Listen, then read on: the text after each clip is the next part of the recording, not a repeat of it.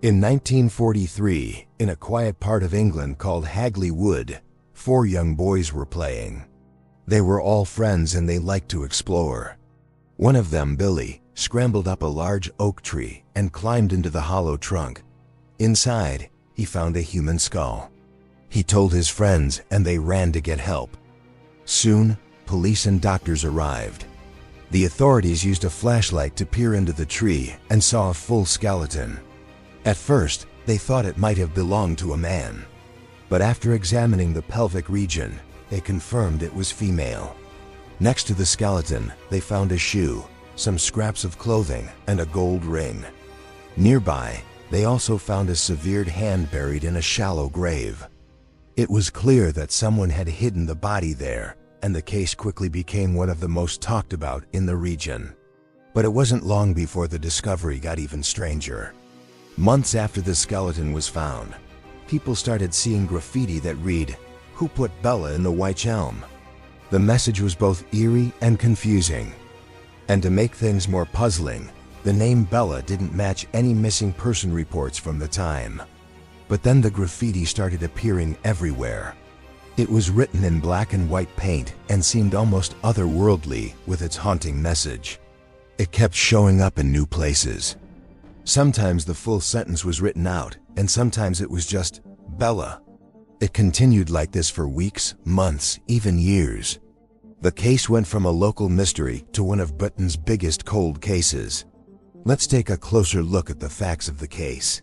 On April 1943, those 4 boys were playing in Hagley Wood when they stumbled upon a hollowed-out oak tree.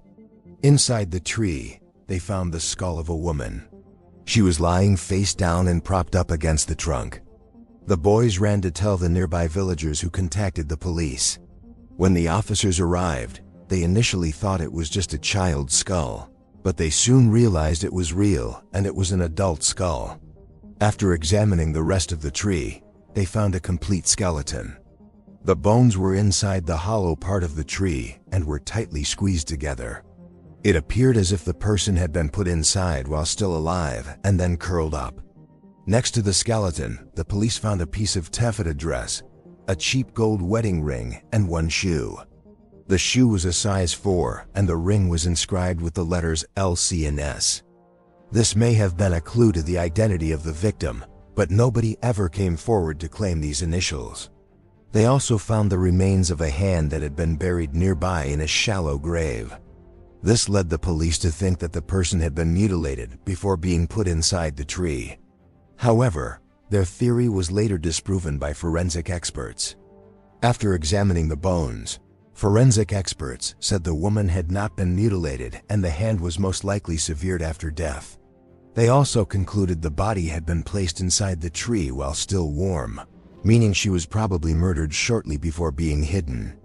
One pathologist suggested the woman had been hit on the head, but there was no evidence to support this. There was also no sign of sexual assault. To this day, no one knows how the woman died or whose hands dealt the fatal blow.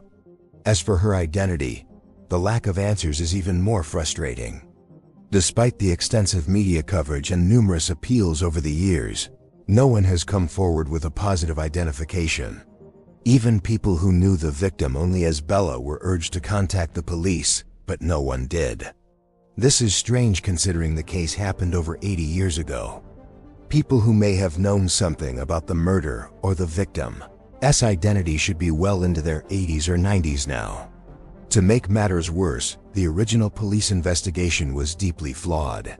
Many believe the lead investigator deliberately botched the case, ignoring important clues and mismanaging the forensic evidence. Some even think he destroyed evidence, possibly because he wanted to end the investigation quickly, or because he was covering up for someone more important. Even the most basic details about the case are often wrong. For example, the location of the graffiti has been confused with messages being written in different places or in the wrong places. As a result, people have speculated that the true location of the graffiti has been covered up to protect the identity of the killer or their descendants. This case continues to baffle investigators, historians, and conspiracy theorists. Without a name, no confirmed motive, and no known killer, Bella's story has an open ending. The constant reappearance of the graffiti across decades adds to the mystery, turning the case into a symbol of a forgotten life and unanswered questions. The phrase, "Who put Bella in the Wych Elm?" has become part of British pop culture. The case inspired a number of books, TV shows, and documentaries, each trying to shed new light on the crime.